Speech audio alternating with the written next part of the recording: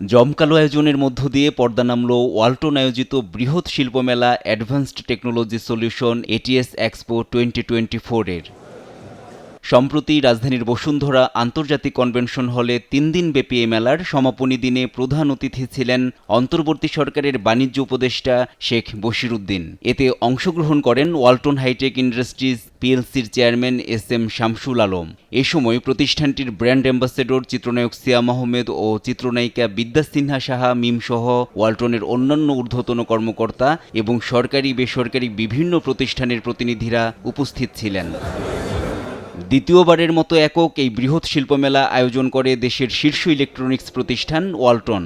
ATS এক্সপোতে একই ছাদের নিচে ওয়ালটনের সর্বাধুনিক ম্যানুফ্যাকচারিং প্ল্যান্টে উৎপাদিত আন্তর্জাতিক মানের 50,000-এর বেশি ইন্ডাস্ট্রিয়াল ম্যাটেরিয়ালস, কম্পোনেন্টস, সার্ভিসেস ও টেস্টিং সলিউশন প্রদর্শন করা হয়। পাশাপাশি প্রদর্শিত হয় এনার্জি সেভিং ও পরিবেশ বান্ধব fridge, AC, TV, washing machine, lift সহ বিভিন্ন ধরনের ইলেকট্রনিক্স, ইলেকট্রিক্যাল, হোম এবং কিচেন অ্যাপ্লায়েন্স পণ্য সামগ্রী।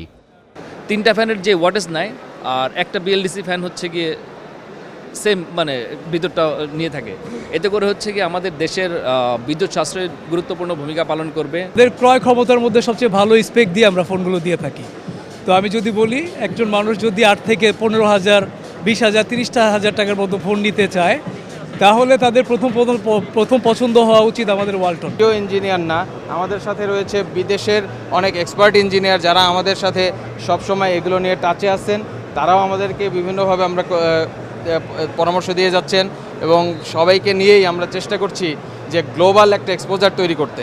আজকে ওয়ালটনের এই প্রোডাক্টস, সলিউশনস অ্যান্ড কম্পোনেন্টস এগুলো 40টিরও বেশি দেশে আমরা প্রতিনিয়ত রপ্তানি করে যাচ্ছি। তো এটা কিন্তু একটা বিশাল অ্যাচিভমেন্ট বাংলাদেশের জন্য। ইনশাল্লাহ হোপফুলি বাংলাদেশ যে দেশের বাইরে তাদের টেকনোলজি, গার্মেন্টস সেক্টর যেরকম এক্সপোর্ট করেছে আমাদের টেকনোলজিও ঠিক এই পরিমাণ আমরা এক্সপোর্ট করব এবং সেটা লিড দিবে ওয়ালটন। এ শিল্পমেলায় ঘুরতে এসে উচ্ছ্বসিত দেশি বিদেশি নানা বয়সী দর্শনার্থীরা।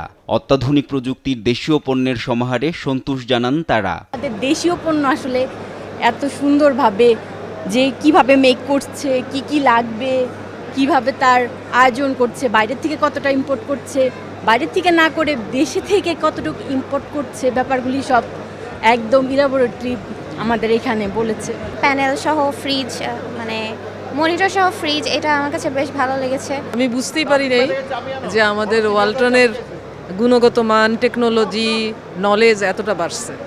এখানে এসে আমি বুঝতে পারলাম যে না, বাইরের মার্কেটে কম্পিট করার মতো নলেজ এদের আছে।然后孟加拉这个市场我们觉得有巨大的潜力，孟加拉是中国一带一路上最重要的国家。7到2号展馆参加医疗展，然后我们来这个3号馆看到了这么多的小家电产品，然后这么多的这是孟加拉当地的这种দেশীয় পণ্য কিনে মাতৃভূমিকে অর্থনৈতিকভাবে আরও সমৃদ্ধ করার আহ্বান এক ঝাঁক তারকার কণ্ঠে। আজকে এসেছি এবং অন্যরকম লাগছে, কারণ এখানে আসার পর আমি এত ডিফারেন্ট জিনিস জানতে পেরেছি যেটা আমি জানতাম না যে এক্সিস্ট করে। যেমন ওনারা নেক্সট ইয়ারে এক ধরনের ফ্রিজ লঞ্চিং করছে যেটা দেখলাম ডিসপ্লে দেয়া। সো এটা আমার কাছে খুব ইন্টারেস্টিং লেগেছে। ভালো লাগছে যে আজকে ওয়ালটন আমাদের দেশীয় পণ্য, বাট ওয়ালটন আজকে 50টারও বেশি দেশে রপ্তানি হচ্ছে।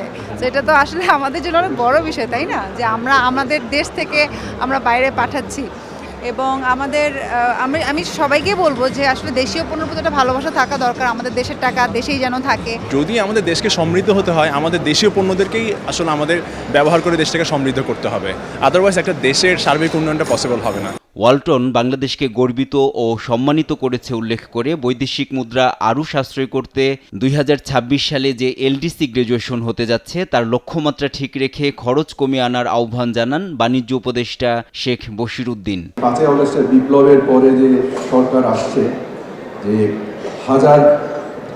প্রায় 2,000 মানুষ শহীদ হয়েছেন, 30,000 লোক আহত হয়েছেন। তো আমরা ন্যায় প্রতিষ্ঠা করার জন্য এখানে আসছি। আমাদের মূল উদ্দেশ্য হচ্ছে যে আমরা একটা ন্যায় প্রতিষ্ঠা করতে চাই। এই শিল্পমেলায় 350 কোটি টাকার ক্রয়াদেশ পেয়েছে প্রতিষ্ঠানটি। এনআই নাহিদ, দেশ টিভি, ঢাকা।